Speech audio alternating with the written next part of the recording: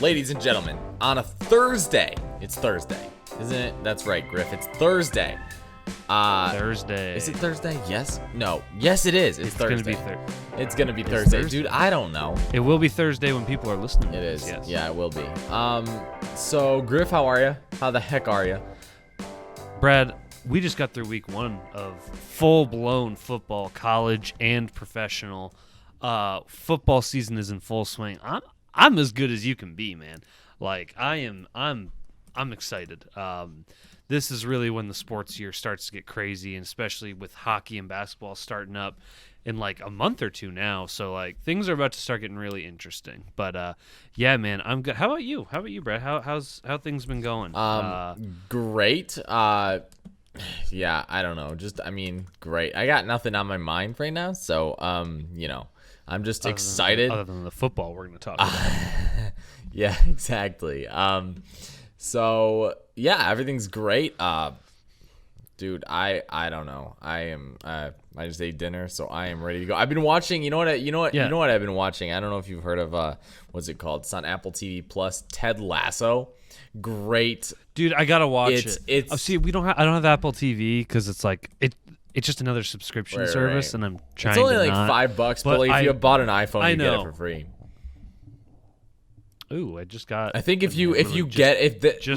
been trying to beef up their subscription services. So what they've been doing is giving it out with people who purchase. Giving it away for free. Well, for people who purchase, they'll give it to you for like a year or something. Right. It's actually kind of nice. One of my favorites is the morning show. I've heard only good things about it. I've heard only great things about it. And that what's it? Who's Ted? Just Jason Sudeikis. Jason Sudeikis. Yeah, that guy. Yes, he looks great in it, and I need to watch it. Shame on me for that. I only watched like the first half of the first episode, but it's pretty good. It's hard to because I was in the middle of something and I couldn't watch the whole thing. But it looks good, so I've started it and I'm there. But it looks good. It looks good. And what's funny is it gives me a little bit of you ever see what's that movie with Will Ferrell kicking and screaming? It has like sort of those types of vibes, like just like crazy soccer coach kind of like sort of thing.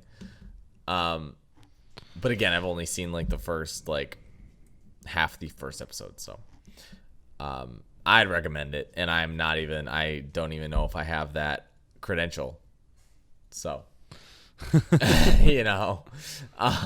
anyway, yeah, Griff, how are you? We wanted to dive into fantasy to start this episode. Yeah, man. I just want to touch on it real quick. So you won. I did win. I'm a boss. That's what I did. I'm a boss. I won. I'm so hyped. I'm gonna go 15-0, 14-0. This boss sat Rob Gronkowski. I did. I was an idiot. Fucking dumbass. What was So funny story is, guys, Brad messages me Monday night. And he's like, wait, I'm going to lose, because he didn't realize Lamar Jackson was left, and all he had was Kenyon Drake and Mark Andrews. Yeah. But you did just enough to survive. Well, and Lamar Jackson didn't have like a god tier game. It helps because the only two guys I had were Mark Andrews and Kenyon Drake. Kenyon Drake for Las Vegas, and then Kenyon Drake. But you had a really healthy lead. Well, and I think it helped that Las Vegas won because like Kenyon Drake got 10 fantasy points, and I won by like 10 or by like 5, so it wasn't like a big deal. But there were points where I was losing in that like second, third quarter. Yep. Because Lamar Jackson kept just putting up numbers. The more pass catching back. So, and you're in a PPR league, I believe. So all those catches that he got were just that's what helped you. It pushed me over. Well, and I had Mark Andrews, but he didn't put up like a super strong game. Like he had 12 points, which is like average, But yeah. It wasn't bad. I got to talk about my week because I had a heartbreaker, man. I had an absolute heartbreaker. I scored 119 points, full point PPR. We have bonuses. Our league's bonuses are if receivers get over 100 yards or rushing yards for running backs, quarterbacks over 300 yards. And then if anyone has a receiving or rushing touchdown for 40-plus yards, that's extra bonus points, 4 extra bonus points for those touchdowns, right? So my point breakdown was pretty good. I had Justin Herbert, who granted had 2 turnovers, which cost me 4 points, but he did well. Kamara got me 18. That's all you can ask for from your third overall pick. Get me 20 points every week, and we're good to go. Edwards-Helaire kind of underperformed, but got me 10 points. DJ Moore got me 15. George Kittle got me 11. Oh, that's weird. It said he had 9.8. Oh, that must be adjusted then. Adjusted stat. DeAndre Swift, the Lions running back, the guy who I was shitting a brick about because they announced at the beginning of the Lions game that he was not starting and Jamal Williams was, and I was like, fuck. And Swift got 30 points because he had a 40-yard touchdown. But I think even in like a standard PPR league with no bonuses, I think he scored 24 points. And my kicker got 12, and my defense was 4 or 5 points. Cortland Sutton is a bastard, though. That motherfucker had 1 catch for 14 yards and got me 2.4 points. But even with all that, and I had Marvin Jones on my bench who scored 19 points. Also, Brad, this is like the craziest thing ever, though. 2 running backs, the 2 Lions running backs, DeAndre Swift and Jamal Williams, in my league, Swift scored 30.4 and Williams scored 25. I would have been best off this week playing the 2 running backs than the Lions. That is how weird this week was. Yeah. Because you should never do that. You Right. should never, if this would be like you have Kenyon Drake, if you had Josh Jacobs, playing both of them would be asinine, right? Yeah, I was just going to ask So- if that would be a strategy. So you just get all the rushing yards for the whole I don't know. team. The Lions, it might not because they can't throw the football. We'll get to that in a bit. So, but normally it's not. Anyway, I had a good game. And here's the thing. The person I went against, Najee Harris and Devin Singletary, combined for 16 points from both. All together, those 2 guys got 16 points.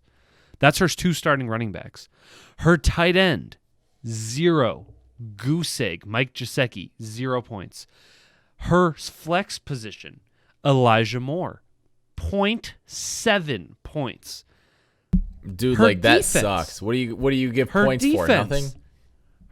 He got a catch and for -3 yards. My God. Because PPR 1 point, -3 yards. That sucks. Ravens defense, -1 points. The defense got negative points? And that's with sacks. Sacks count for points. So, My God. yeah. And so here's why I lost, though. And there's probably a few people who can put together who she played to be able to score more than 119 points. Kyler Murray, best quarterback of the week, 33 points in our league. Right. Jarvis Landry with 19.4, nothing crazy, but a rushing touchdown, so 20 points from receiver. That's a good week. Tyreek fucking Hill. Now, if you remember, Tyreek had a 40-yard touchdown. That's a bonus in our league. In our league, if I look at the full box score, Tyreek Hill scored 44.1 points. He's had 11 catches. That's 11 points. 197 receiving yards. That's 19.7 points. He had only 1 touchdown. But that's 6 points. He had, and then the 4 bonus points. And then he also gets, I believe, I don't remember how many points it is, but if you get over 100 receiving yards in a game, that's another couple bonus points. He scored a third of her entire team's points. And because of him, I lost. To say this was a bad beat is an understatement. I felt like my team did very well aside from one player. If I score 120 points every week, I'd be very happy. It was just that fuck it, Tyreek's over there somewhere throw by Patrick Mahomes, and it just screwed me. So, shit happens. We roll with it. I picked up a few waiver wires, changed out my defense because Indy's going against I had Indy's defense, and they didn't look good, and they're going against a good offense. I think I picked up who did I pick up? Let's see. I picked up the Cardinals defense because they're going against Minnesota, and I don't think Minnesota looks very good. And that Cardinals defense was insane against what was supposed to be a very potent Tennessee offense. So, yeah, man, my advice to you, Brad, and all the listeners, don't freak out. A lot of players had bad weeks. I mean, every fucking running back taken in the first round except for the first 3 picks, McCaffrey, Cook, and Kamara, all had bad weeks. Elliott did bad, Saquon did bad, Eckler did bad, Aaron Jones did bad. Tyreek Hill was the best player of the week out of the first round, him and Travis Kelce. So you're going to have players that might have not done well week 1. Don't freak out yet. Do not trade them. Do not be the guy that makes the dumb trade in your league that you regret. Hold on to them. If they continue to not pan out after a week or 2, then start looking at alternative options. But right now, these teams are still getting a lot of the early season rust off. A lot of them didn't take snaps in the preseason. They're still getting up to game speed. Calm down. Do not be trading your Austin Ecklers for fucking Josh Jacobses, okay? Please do not do that. Yeah, I think and that's the hardest part, right? Is just not overreacting to that kind of stuff. And it's hard. Yeah. No hate or anything like that. No, it is. Speaking of overreactions, no, did you? I didn't know if you wanted to talk about anything else. No, absolutely. Fantasy. Did you? So I texted you, and I wanted to bring in a segment like at least once a month. Okay. Here, okay. I wanted to bring out like after the week that we've watched, sports and stuff, whether it's like baseball, football, or whatever. Like I wanna bring in the hottest takes that we can find. Okay. I think I got a good one. Do you really?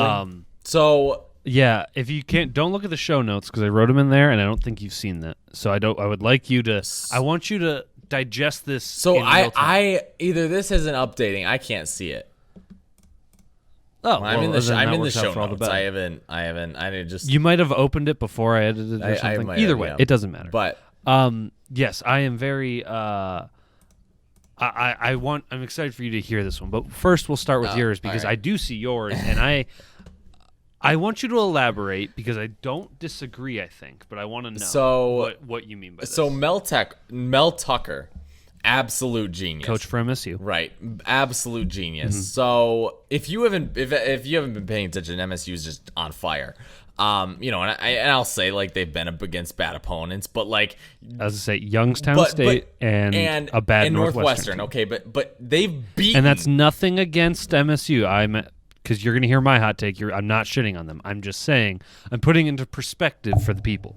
But so if you go to just the 2 games that Michigan State has played so far. All right. So you got Northwestern and Youngstown State. Do you know the scores in both those games? Northwestern, they beat 38 to 21. To none.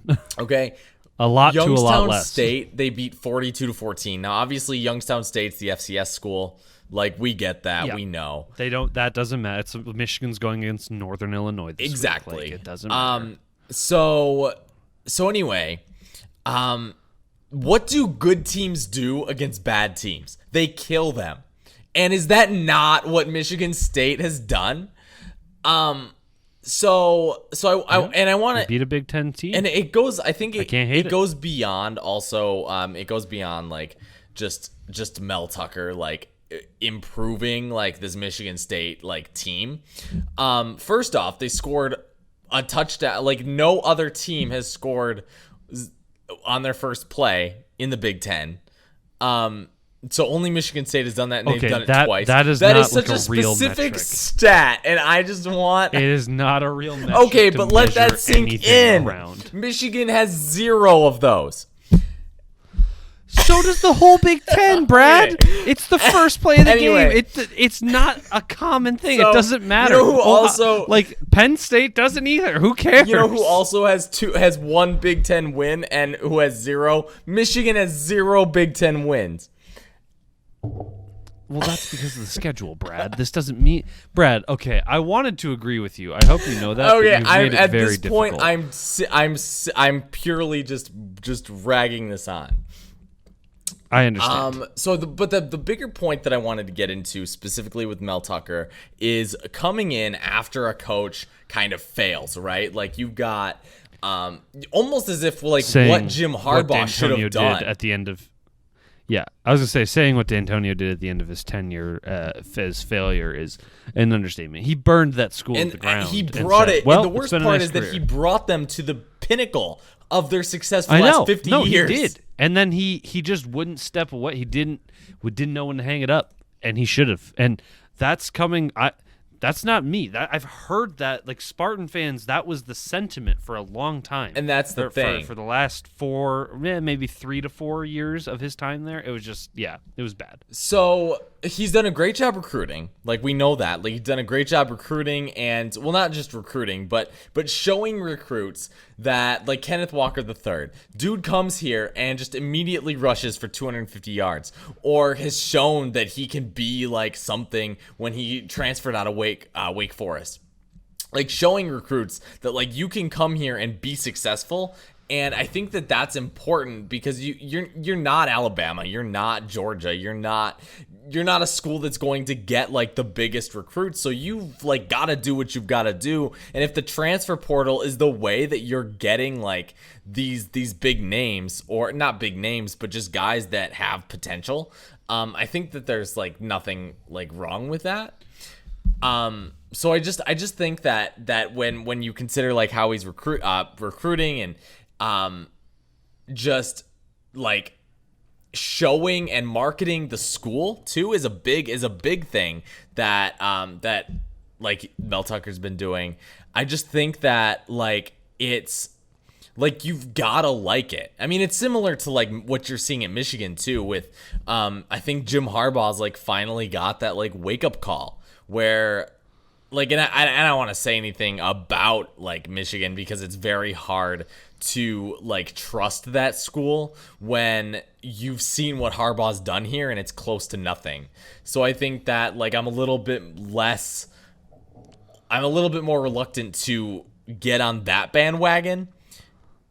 But still, like, you That's kind fair. of like what you see from both schools in the sense that, like, Harbaugh's, like, focusing in on beating Ohio State, like, doing what he was brought here to do. And you have Michigan State, who's, like, the coach, Mel Tucker's, like, a win's not good enough. Like, it's how you do that. It's how you win. Like, did you like if you are letting a team come back but you barely scrape by, like Notre Dame did with Toledo, that we'll probably get into later in the show, like that's not good enough, right? Or like Miami just beat Appalachian State, like that win should not be satisfactory to you. And I think that sort of culture change is something that is helpful when you're trying to rebuild a school.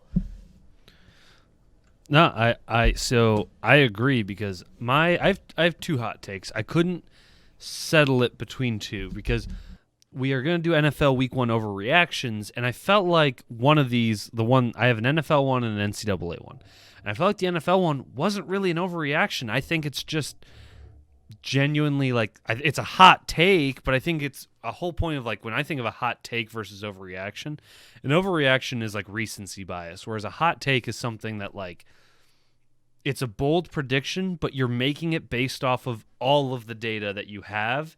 So my first one, my NCAA one, I'll start with this because it backs off what you just said. Michigan State will finish second in the Big Ten East. That's a really bold prediction. That is a hot take. Behind Penn State. Hold on, who's in the Big Ten East? You talking like Michigan State's going to finish above Ohio State? That's my bold take. Oh my goodness. That's my Man, you are Here's my reasoning. Here's my reasoning. Oh my goodness. Ahead of Michigan? Brad, here's my reasoning. Okay? Maybe I guess technically they might be third.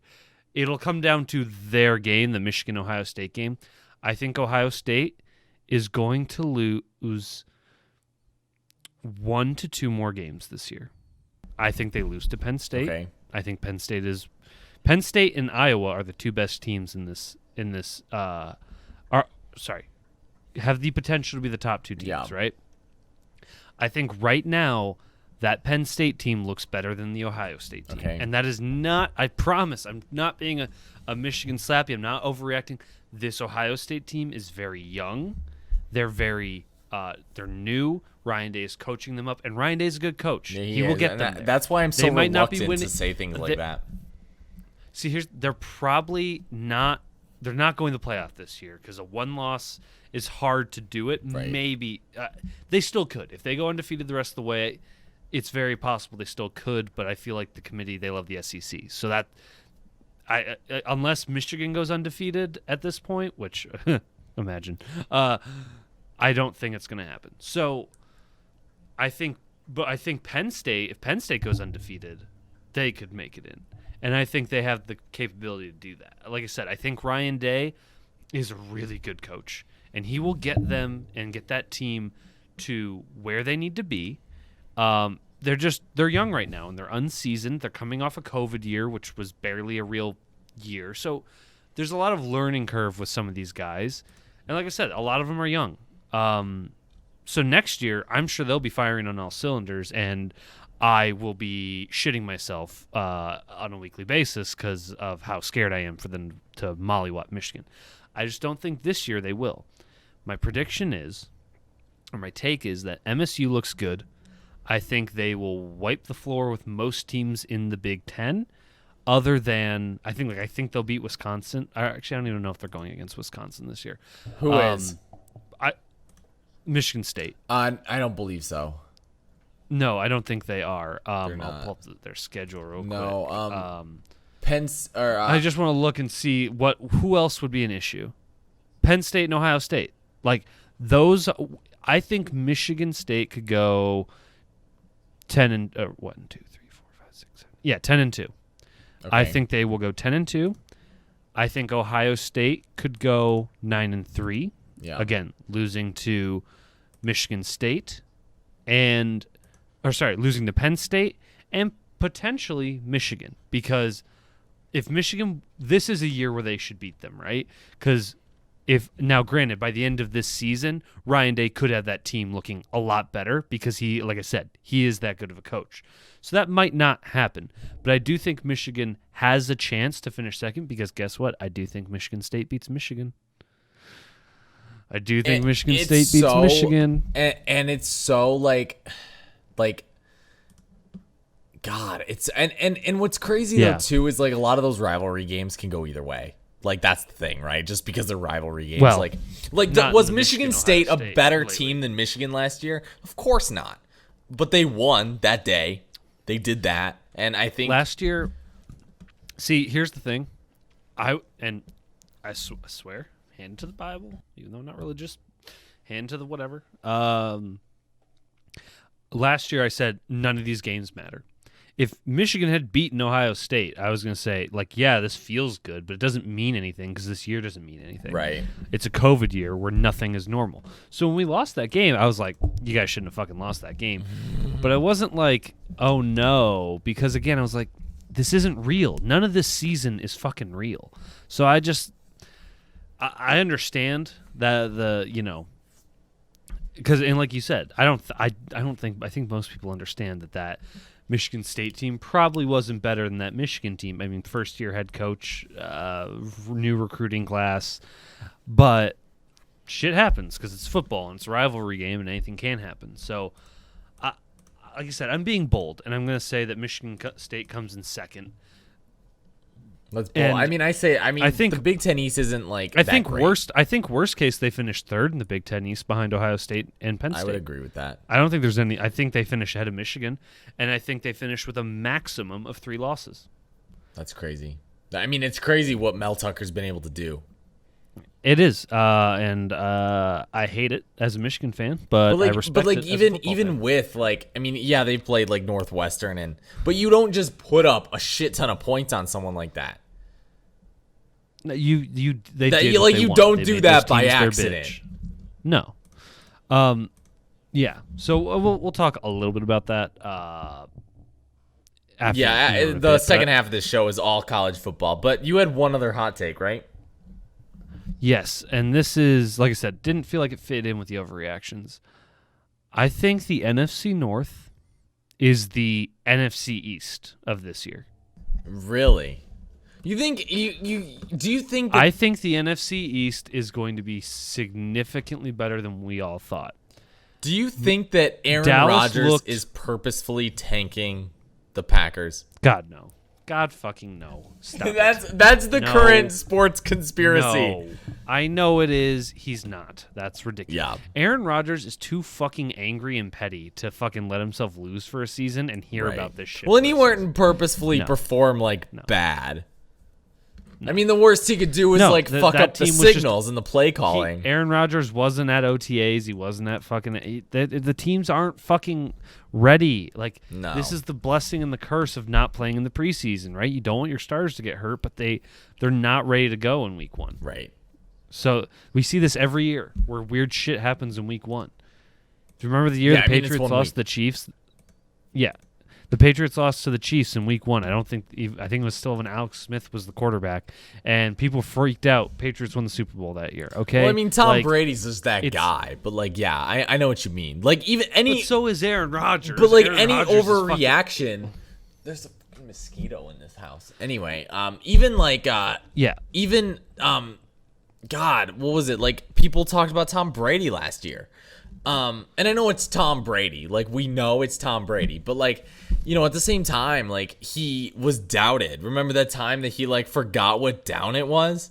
And people were like, dude's getting old and dude can't do shit or whatever. But, this dude out here wins a Super Bowl. To win another one. So, but that's the thing. The overreactions like that happen all the time. I mean, you see them all the time, right? Players have times where they're not as great as they always are. You see it all the time in baseball. Yes. You see it in football all the time. And then you get overreactions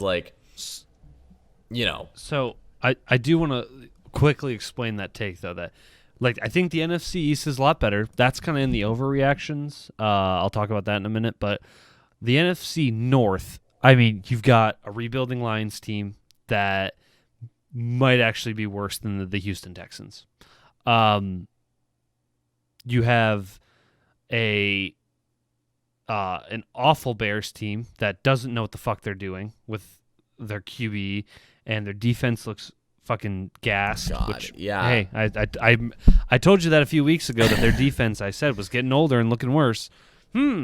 Matt Stafford, granted, he's played the Bears a lot, but he fucking torched the shit out of that team. Yeah. And I get it. It was not great. And the Bears had been against Matt Stafford for the last 10 years. So you'd think that they'd Now it's a new scheme with McVay, and McVay is a very good coach. I mean, that's true. Yeah. And then the Vikings lost to the Bengals. Right.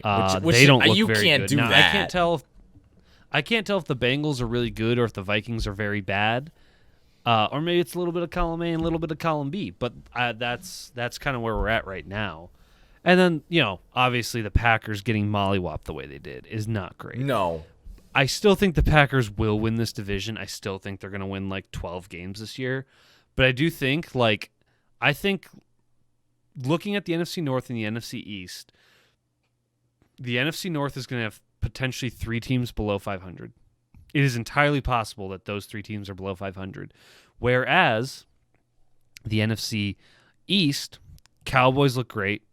They went toe-to-toe with the previous Super Bowl champions, who, by the way, don't look like they've missed a beat and are ready to go to another one. And they took them to the limit, which I don't think the Cowboys should feel bad about that loss at all, and I think is a very good sign. Washington football team has one of the best defenses in the league, and I know their QB situation is scary, but Taylor Heineke has proven he can play football, so he could do something and get them some wins. And I think even in some of my predictions said could get them to 9-10 wins. The Eagles, Jalen Hurts looks good. I know he went against a bad Atlanta team, but he looked good. And the Giants are a mess, but there's always going to be one bottomless pit team in your division. So, yeah, that's my hot take. NFC North in the toilet, not the Kings of the North. So, yeah. Speaking, I mean, this kind of segues nicely into overreactions. Right. Perfect. Because that actually is one of my overreactions, that the NFC East is going to be better than we thought for those reasons I just listed. Man, I really am just impressed with how the Cowboys did. That was a really good game of football to watch. And to watch it live, it was a good time. It was a great way to start the season. Fortunately, the rest of the games on Sunday were not great. So, but Brad, lay it on me. So the game the game that I was watching, the main game that I was watching, mainly because I'm a Chicago man now, right? I'm big into Chicago sports. I'm trying to acclimate myself. Yeah. Fucking weird. I know, it's crazy, right? Soon I'll just be a fan of every city. Anyway, so I'm watching. What was it? Philly? So, what's that? Even Philly? No, absolutely not. No, I don't understand how you Philly sports fans got. Anyway, so I was watching Matthew Stafford for a couple reasons. One, I wanted to watch the Bears, and I wanted to see like Justin Fields, how that went. For some reason, it didn't. I don't know. I'm gonna get into that in a second, but the main reason I was watching the LA Rams and the Bears is because Matthew Stafford's playing. Matty Staff, baby. Now I have a few points. Top 5 QB in the league. I have a few points. Now I'm not gonna say that Matthew Stafford is an elite quarterback. MVP candidate. Okay, I don't think he's an MVP, elite. I do not capital. think that he's an elite quarterback by any measure. He's not that guy. Now he's not Aaron Rodgers. He's not Tom Brady. Can he earn elite status this year though? He could. Okay. I think but I don't actually. He's on track. It would take a while for me because of how unsuccessful he was. Well, because we watched watched him here for so long. Yes. And it's not, and it's a little bit of a little bit of different things. Now the Matt Stafford situation is very, very interesting to me.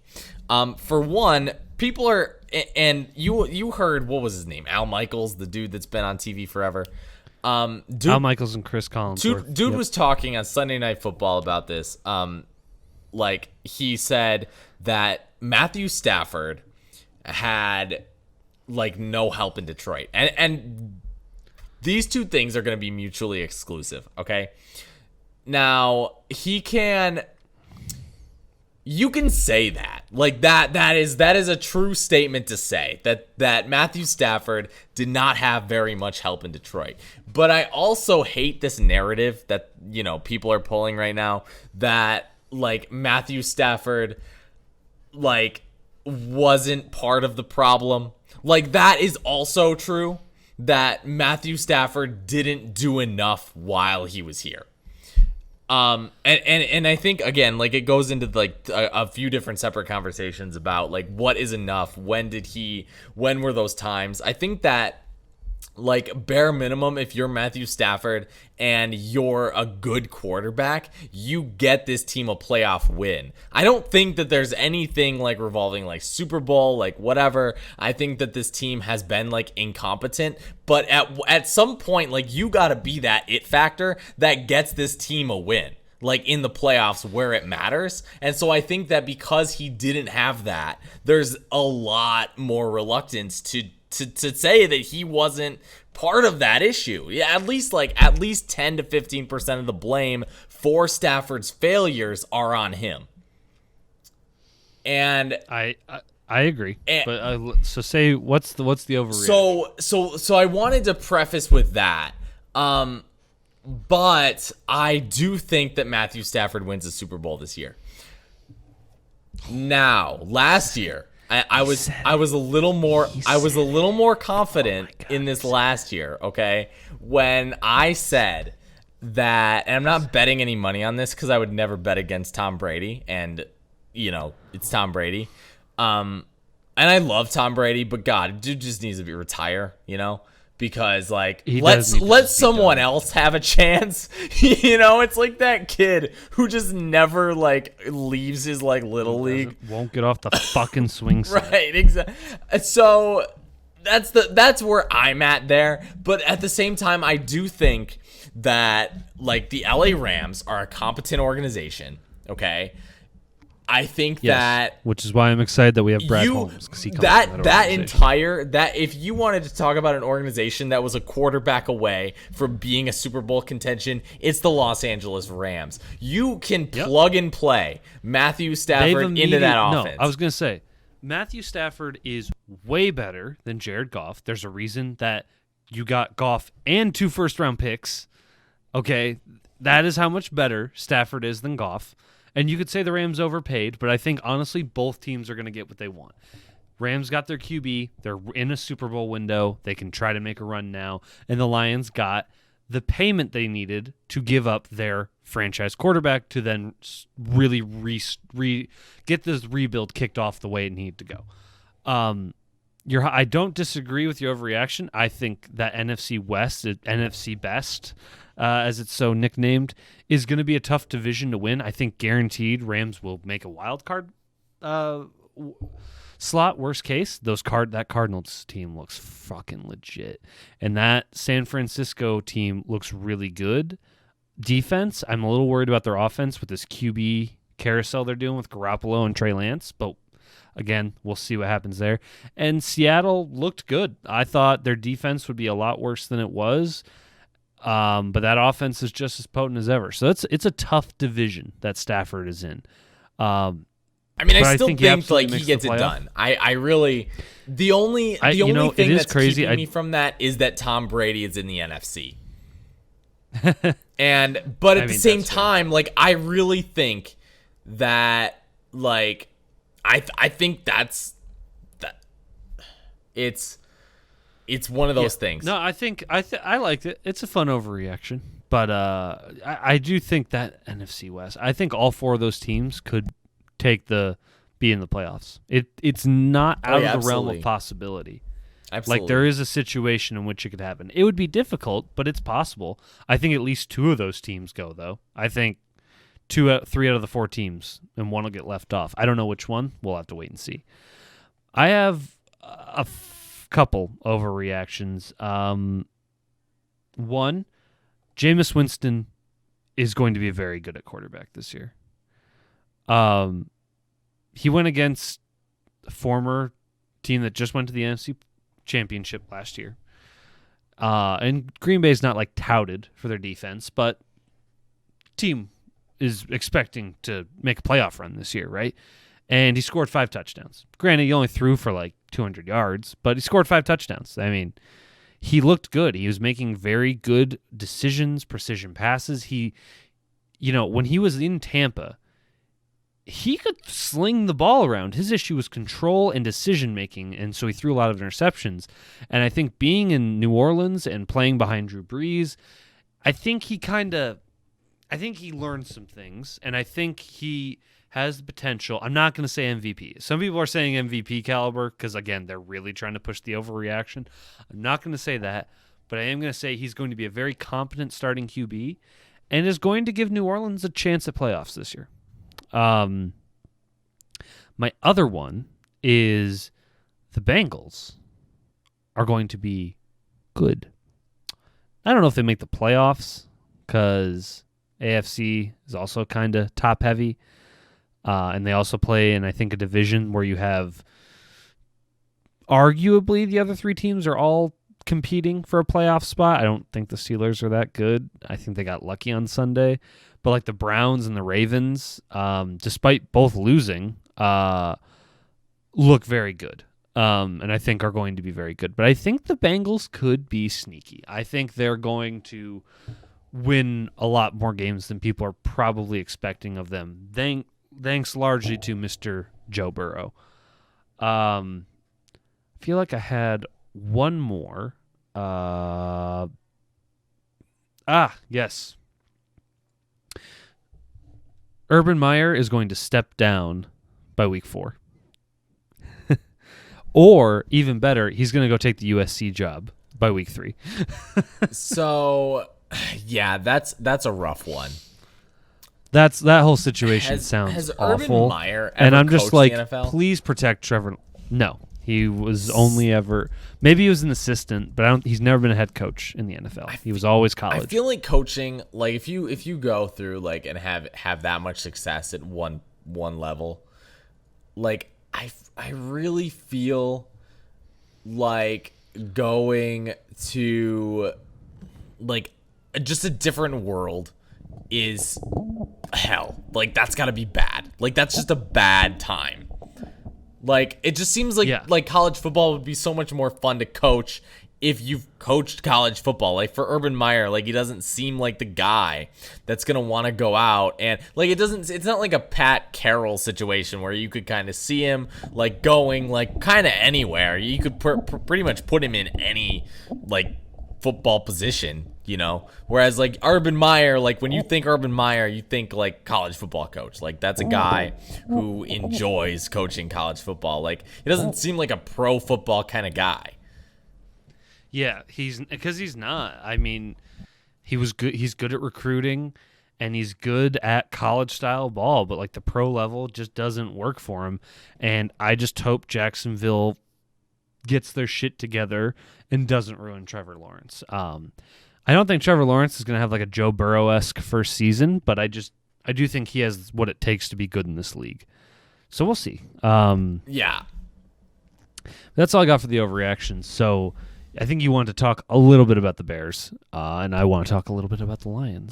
So I mean, I wanted to talk about how much you hate Matt Nagy. Discuss the overreactions about like the Lions too at some point. But when we get so going back to that Rams game, I was most concerned with just the Bears in general, like the coaching style, what the fuck was all of that? I'm sorry.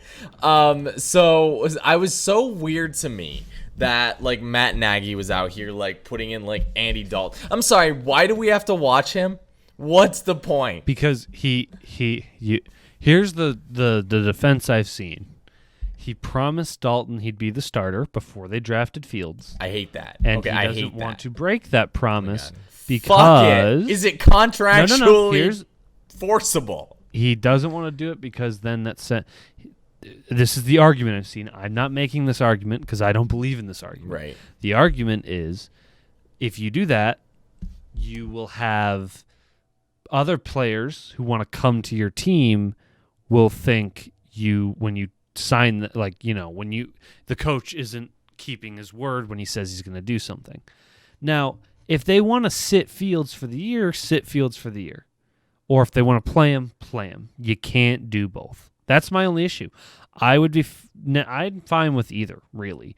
I really think Chicago, their worst thing they could have done was when they made the playoffs last year, because that kept Nagy and Pace around, and I think both need to go if the Bears want to do anything worthwhile. But I do think Fields, and we won't know till we actually see him play more than 5 snaps. But Fields has every chance of being good. It's just he's in a very interesting situation in Chicago due to their coaching and management being not good. Yeah, I mean, it's weird, like, because I was like watching that game and I'm like, what is the point? Because like I was arguing with someone on Twitter, or I had seen a take on Twitter that was saying that Dalton was like keeping them in the game. And at that point they were down, like I think it was like 21 to like 14 or 15 or something. It was 20 to 14. And I just remember seeing that because I was like, the argument was that Dalton was keeping the Bears in the game. And I'm like, no, the first drive of the game, the Bears rushing got them to the red zone at the 5-yard line, and Dalton threw a pick. So if anything, Dalton was the guy that got you in this hole. He's the reason that you aren't ahead right now. And I mean, if you saw, like, I don't even care how Justin Fields, like, performs, right? Like you saw like Joe Burrow last year just totally like not perform with the Bengals. Like, he didn't have that like it factor that, I mean, he performed well, but I'm not saying that like your team's going to be more successful with Justin Fields than without him, just as if like Joe Burrow wasn't more successful with the Bengals because they're not in a system that's that competitive right now. But whereas, like, if you keep delaying this, and what are you waiting for? Like, Dalton is not I feel like he's not the mentor you think he is. And I mean, I get it. Like, it's nice that you can sit back and, like, kind of watch, like, how things are going. Like, that might be good for his development, like, yada, yada, yada. But it's so, like, I just don't feel, what does this accomplish? What is it accomplishing? Like, for the what reward? That Dalton can teach him a couple knickknacks about the game? Like, what? What is the point in sitting behind him? I'm fine with quarterbacks sitting, not because they learn anything from the fucking starter, but just because they develop with their coaches for a year. If you don't think they're going to do well, don't put them out there and risk them getting hurt. I'm fine if you sit quarterbacks for that, and it's worked for some teams, i.e., Aaron Rodgers, Patrick Mahomes. Now, it doesn't work all the time, but it can. So I'm fine with it. But like you said, this whole wishy-washy thing is just, it's very silly. And then you just need can you imagine if, like, the Lions, like, who did they have in 2008? Can you imagine if they played, like instead of putting out Matthew Stafford in 2009, they put out, like, John Kitna or some shit like that? Like, Dan Orlovsky. Right, people would go fucking insane. Like, no, thank you. I don't want to watch that. Yes. However, the Lions, well, I mean, Stafford's a lot better than here's Fields the thing. is. Look, what did the Browns do after they went 0-16? Tyrod Taylor was the starter for 4 weeks until he went down with an injury, and then that forced Baker to come in. Right, exactly. That's true. So, I feel it. Well, like I said, it's no, but you're right. This 50-50 is dumb. Isn't this what the Patriots are doing? And if you think they should play him, then what was that? Isn't this what the Patriots are doing? Like, is this not the exact opposite approach? Like, you saw them, they had Mac Jones and they got Cam Newton. Like, they knew that Cam Newton was not the guy for this offense. Like, not like, well, and Cam Newton and Mac Jones are also very opposite, similar to how Dalton and Justin Fields are. Like, they're very different archetype players. Yep. No, I'm 100% with you. And they were like, "Fuck this guy. We can't be playing two offenses." They need to pick one and go with it. Yeah, I agree with you. So anyway, we got I'm too into that. Yeah, but. No, I get it. You talking about the Bears, and I love hating on the Bears because normally it's always shit's going wrong with me. So the Lions, I think we disagree a little bit here. Lions 49ers. Lions were getting their doors blown off, and they were starting to make I'm going to put in air quotes, comeback. And they, to be fair, had a chance to tie the game and had the ball with under a minute left, and were in 49ers territory. It was possible. Like, it was a legitimate, they could have done it, and it would have been crazy. Now you have here, the Lions coming back was the fault of San Francisco and not Detroit's will. I half agree with you. Detroit, you when you're down by 30 when you're down by 3 scores at the 2-minute warning, you need a lot more than will to get there, and recovering 2 onside kicks or just 1, and getting a fumble. You had a lot of luck on your side. Yeah. And don't get me wrong, San Francisco, that fumble by Deebo Samuel, I don't know what the hell was happening there. San Francisco made a lot of very questionable game time decisions towards the end, but I guess that's nothing new for Kyle Shanahan. I guess 28-3. I don't know if Detroit's will is the wrong way to say it. Because I think it wasn't because of how Detroit played. It's not like they all of a sudden got good. No, and I think that's the thing is that they were because San Fran was in prevent. They were in prevent. And it's not the like ball Detroit. It's easy to. It's how they say. I mean, they say all the time in hockey, right? Like the 3-score lead. 3 goals in hockey is a lot. They always say the 3-goal lead is the hardest to keep. Because you get complacent, shit happens.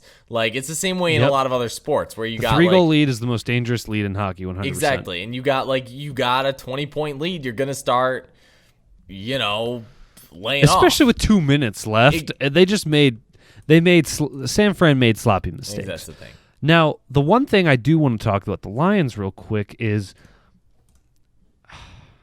this is, I guess you could classify an overreaction, but I don't think it is. Mm-hmm. I think the culture in Detroit is genuinely starting to change. Do you remember that Jets game with Matt Patricia's first game on Monday Night Football, and the team got their doors blown off, and the team gave up when they were getting destroyed? I wish I could agree with you, but I've seen that so many times from Matt Patricia that they all just blend together. Okay, yes. But so, yeah, well, that happened, I know what you're talking about. That happened in game 1, and you could visibly see the players gave up. They got booed off their own field. The Jets fans were the only ones left, and you could hear them in the broadcast screaming Jets, Jets, Jets, Jets, in Ford Field. Yeah. Okay? Not great. The Lions, Dan Campbell's first game at Ford Field, and this time against a very good team in the 49ers. Right. They're getting their doors blown off. They've given up some really bad plays. They've played sloppy. Jared Goff had 38 completions. 30 of them did not travel further than 10 yards past the line of scrimmage. Check down Charlie. You know, a lot of things not to like in the game. His accuracy was very all over the place. It was rough, but the team did not give up. And I'm not one to be like, rah-rah does not win you football games. However, player buy-in is an important component of culture in your organization. That's exactly what separates Mel Tucker from Jim Harbaugh right now. I think that's actually a very fair point, because I think Mel Tucker has a huge amount of buy-in from his players. And I think Dan Campbell in his first offseason has gotten his players to play for him. They fight for him. And right now this team lacks talent, but once this team gets talent, it's very important that talent also plays well for you. I mean, during the Patricia era, they had talent, but the guys hated Patricia. And when that happens, they don't play for you as hard. It's a balance. It's a balance of giving, you want the guys to be, be on their good side, and also be, the coach, be the guy that kicks him in the ass. And I think, and this incident kept coming up on Twitter, and everyone was freaking out about it, was the Aubrey Pleasant, the defensive back coach for the Lions, secondary coach, yelling at Jeff Okudah on the sidelines, and you could see he was heated. He was pointing at, do your job, like 5 times in a row, and you could tell he was screaming, and you could tell by Jeff Okudah's demeanor that he wasn't getting upset, he wasn't yelling back. You could tell, like, if it was like ill-willed, I feel like player would have fought back more, But Okudah sat there and was talking to him. I was like, okay, yep, I know.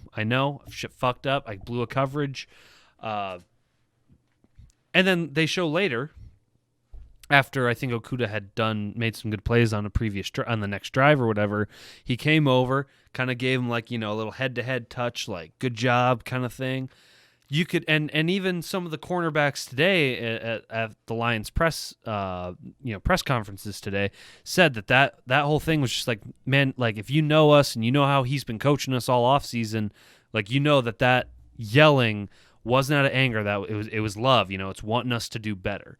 So like, they're very little things, right? But when your team is as bad as the Lions are right now, those little things are all you got. And I think these little things that we're seeing from this coaching staff are very good signs. I think it's a good sign of things to come, because player buy-in is high.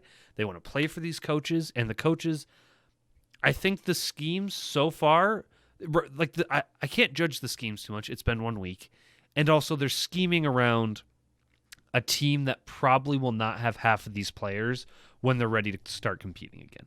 So they're scheming around Jared Goff, not whoever their future QB will be. So I'm not worried about that.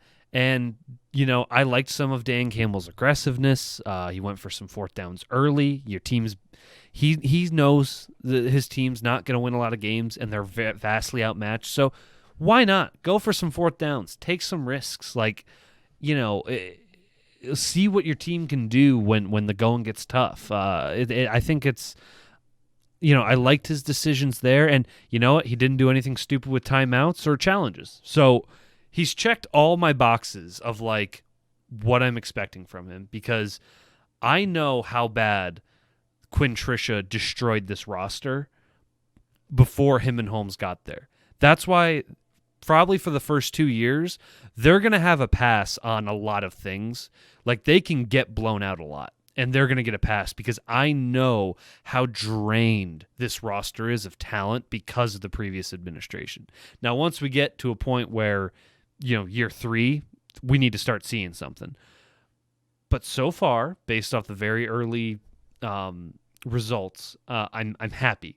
I'm optimistic, and I'm hoping that optimism will only get better as the season goes on. Yeah, I mean it's good. I think like what I was talking about mainly, and you saw like the players just not give up. Like, it takes like a team to do that. Like, you don't just get into that situation where you're almost about to win the game, by accident. Like, that just doesn't happen. Right. Like, I think that the Lions do have, you're right, they have something like that they can kind of like. Brad Holmes is a good GM. Like, he's shown that he has that like potential. And Dan Campbell, he's definitely a better coach. I think that's what you're seeing. I'm not so like ready to like overreact to like how that will translate to his execution, but it's still a lot better than what anything that the Lions have had in the last 8 years. Yep. No, I agree. But yeah, that's all I really want to talk about with the Lions before I go any further. I want to talk about some NCAA football, but first, Brad, let's take a break, and then we'll get back, dive into some NCAA, and wrap this puppy up. Got it. All right, we'll be back after this. All right, Brad. Welcome back.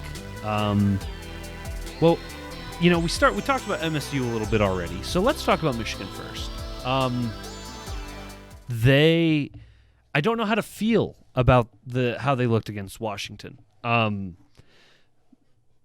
They won great, and they won convincingly, which after the loss to Montana, I expected out of Washington.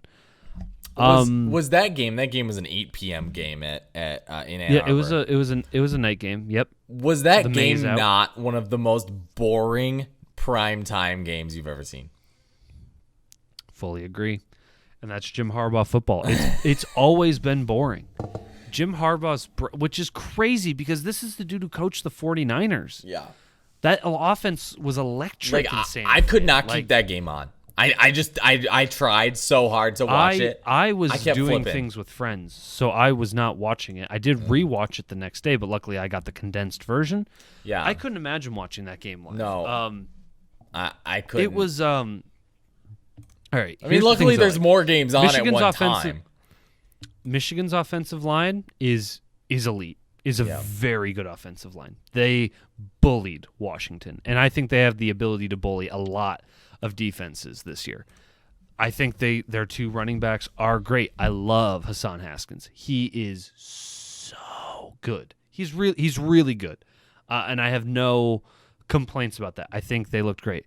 Here's my issue, and this comes down to more coaching, which of course it always does. When you're up by that much, and you're just running and running and pounding the ball and pounding the ball and pounding the ball, what the fuck is Cade McNamara going to do if Michigan ever can't run the ball? What happens when you face Ohio State at the end of this season and their defense has gotten their shit together and you can't run the ball?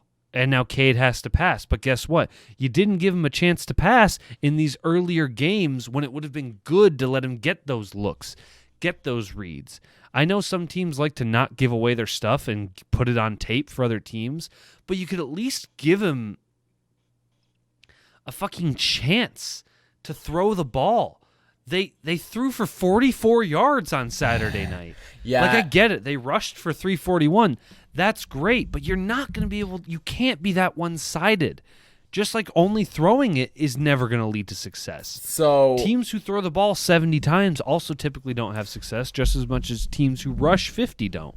I mean, I just don't get this brand of football. It's for like it doesn't very work. different reasons. So I think also because like when you consider like teams at Rushmore, like you have to have like a really explosive running game to like be able to be successful. And if a team can't stop the run, they can't stop the run. Like there's nothing wrong with that. I think like it's so weird to me that there were so many rushes just in general, because like that's not how today's game is.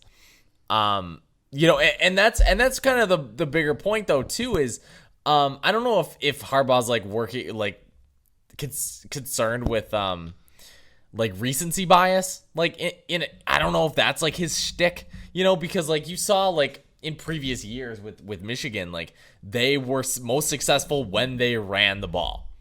Because that opened up the passing game and that allowed them to get more yards on their opponents. Whereas when their rushing attack was slowed down, like they seemed to like falter out. And so that was their thing. I mean, Michigan looks good. Like their defense looks good.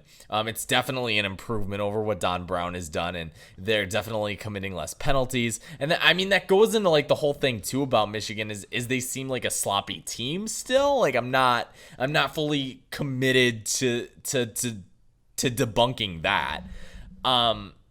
But it is weird that they rushed so much, especially considering that like that's not the future of the game. Like, if you've seen teams that run a lot, like you got like Army, the service academies, but those right. teams.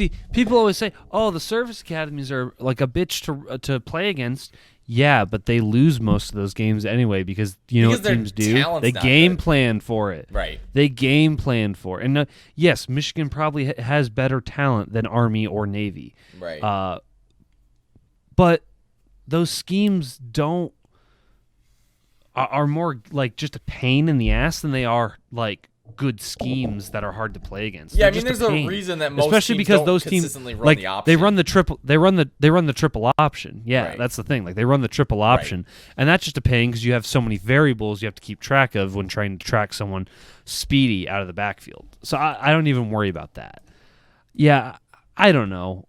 I think that I need to see how this passing attack looks, and if it's not good, then they don't have a shot. There were a couple takes. No, go on. There was what? I was just gonna say there were like a couple takes with like people saying that like specifically Spartan fans, so like you know it's a little bit coming from like a bad like you know not well intentioned. They were talking about how Michigan shouldn't be ranked, and I'm like, there's no like, can you name like another like? They should like be they ranked. should but be. So should MS. Is MSU ranked? Not yet. They're like right outside. They will be. No, and the only reason they haven't is because they've beaten two teams that are not very good. If Michigan State and Washington beats was Miami, not very they'll good either. absolutely be ranked. They could be ranked higher 100%. than Michigan. 100%. Yeah, because who's Michigan play? Again, they're playing Northern Illinois. Yeah, so a Michigan win versus Northern Illinois means a lot less than Michigan State against Miami. These early like year rankings, the only thing that matters is if like someone in the top 10 loses and then they obviously fall out, right? Because they're probably not. It's gonna be hard to get back up there. But like, because the beginning of the season is you going up against so many like whatever teams that are like FCS schools or MAC schools or just not good teams. It's hard to keep track of that. Yeah, like if you look at Michigan versus Michigan State's like strength of schedules, I would argue after 3 weeks, Michigan State, if they beat Miami, had a slightly harder strength of schedule. Maybe absolutely, a little, slightly 100%. harder. And because of that, Michigan State will be ranked higher because they've won 3 games. And Michigan's won 3 games, but Michigan State has had 3 harder games. I mean, I'd agree that Michigan State's and that doesn't mean Michigan State is necessarily better. It doesn't mean they're worse either. It's just they had the harder schedule, so they get the rank right now. All that matters though is the rank at the end of the season. I mean, that's true to get into the playoff. That's true. So, or really, by the time they face each other, I think their schedules in terms of strength will have evened out a little bit, and that will be kind of the telling of where they're at before their matchup. So, but yeah, man, Michigan State looks so good. I'm so jealous. I I know that they had to suffer for a while, but like, granted, so is Michigan. Like, Yeah, but we've had Harbaugh. I mean, okay, and it's been get fake, this. There were so many. I mean, I don't get it because like I am not one to pick battles between like Michigan and Michigan State, like sort of thing.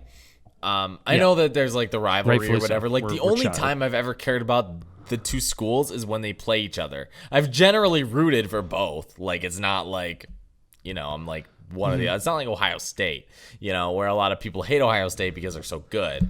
But that's the whole thing. And also because like the state of Ohio. Well, exactly. But like that. I mean, that was something I was thinking about too, and like. I don't know, like Michigan. There were Michigan fans on Twitter saying like how like Michigan State like played an FCS school and needed to open like up with like a flea flicker to play Youngstown State, and it was so funny because then there was this one guy that like Michigan lost to a FCS school more recently than they've won the Big Ten. Can we talk about that for a second? Shut up. Stop talking. I don't want to know. I'm sorry, but that is a true statement to have. I hate that it's a true statement. I mean, Michigan State has won the Big Ten closer to that. Yep, I know. And You're right. Michigan State has more Big Ten titles than most like the other teams in the Big Ten. They're like second. I think it's Ohio State, Wisconsin is tied with Michigan State, I believe, and then Penn State has one. And that's it. Like, those are the only Big Ten titles since 2010. Yep. I know. It's crazy. And Michigan needs to get there. Within, I want to say this. If I want Jim Harbaugh beats Ohio State this year, do you think that, like, would you have confidence in him? That's really hard. I don't know. It depends on how the game looks. It depends. It entirely depends how the game is. If Ohio State looks awful, no. If Ohio State looks good and they beat them anyway, yeah, some confidence. I'm not like back on the Harbaugh train like I was a few years ago when I thought he was going to be the hire of the decade, and here we are. I mean, because I thought we were getting San Francisco Harbaugh, right, and we just got this fucking weirdo. It's so sad. I see John Harbaugh on the Ravens, and I'm just like, fuck, we got the wrong brother. It's so funny because when they printed the Detroit Free Press that morning, they misprinted the wrong Harbaugh on the top of the page. Oh my god! I have that saved in my maybe closet. Someone knew. Someone from the past knew. They're like, get this one instead. You'll thank me later. So funny because they got a picture of John Harbaugh on the cover of the Detroit Free Press saying that the Michigan's new hire. Yeah, that's pretty. Funny. It is. It's hilarious.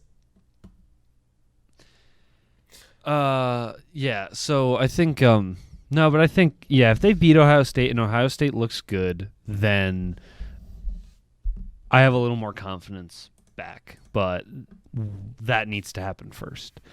Speaking of Ohio State, what the fuck happened to them? Yeah, I don't know. A loss to Oregon. I think that Oregon team looked a lot better than I think a lot of people were expecting. I do not want to downplay their efforts. I think they were very good. But man, Ohio State did not look good. C.J. Stroud had a rough day. I still think he's going to be a very good college quarterback, but he had a rough day. He made some questionable decisions, especially towards the end. That last interception that sealed the game, especially.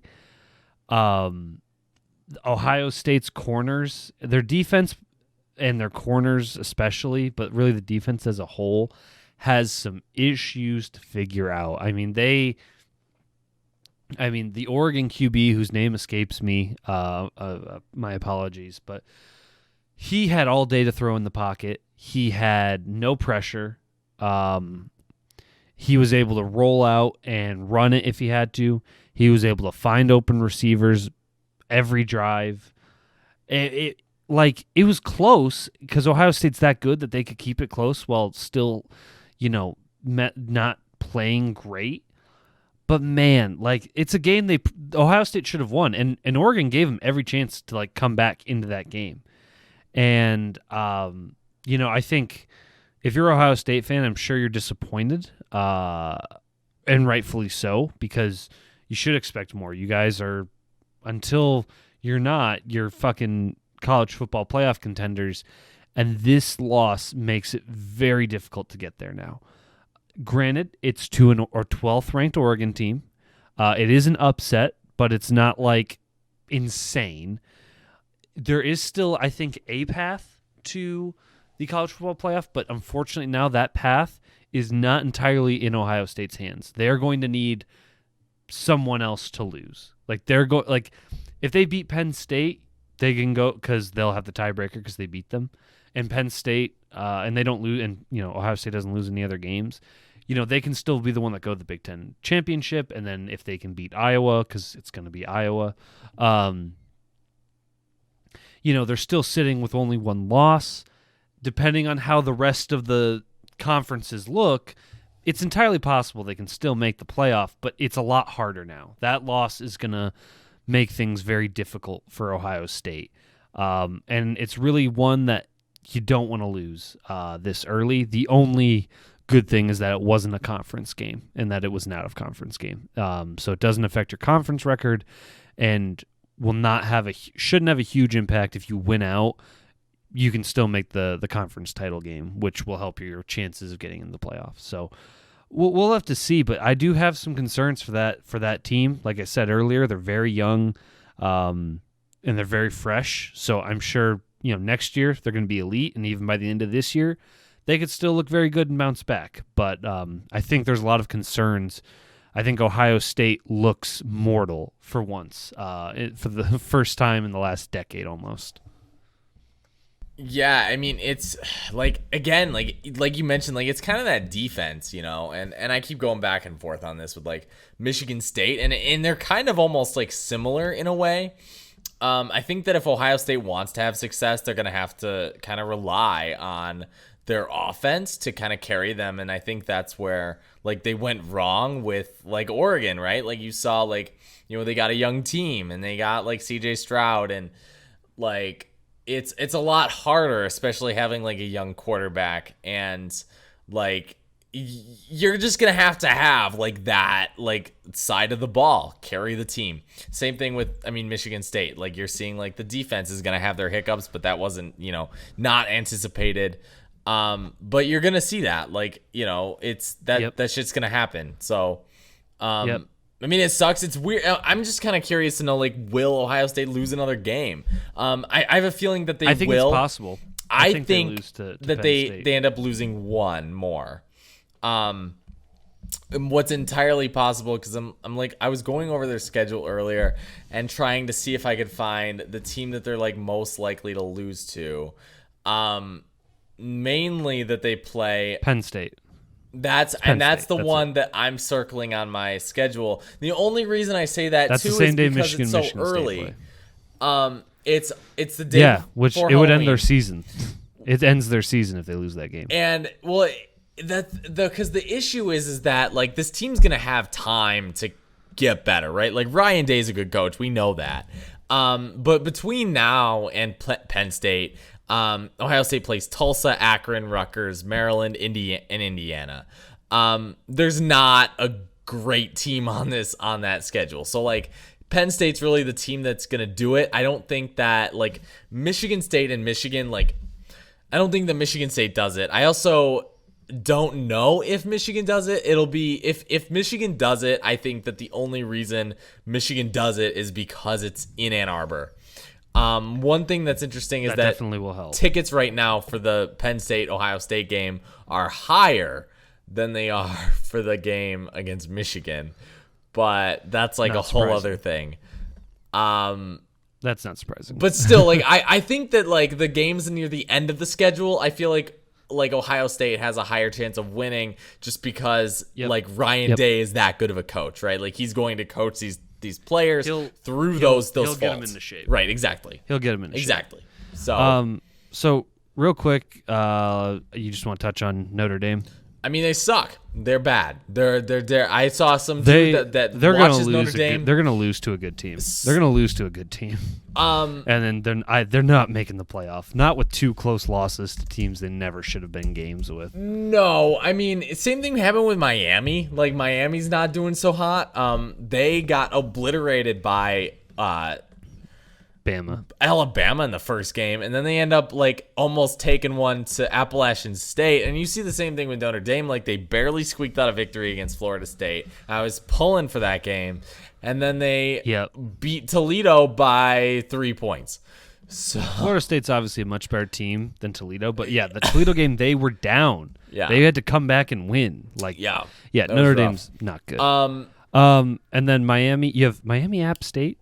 Okay, I gotta know. Okay, do you want to talk? Is this about App State, or is this more of a preview? So I wanted to talk about Michigan State, but I wanted to bring up this too about Notre Dame. Notre Dame plays 4 ranked teams within a 5-week span.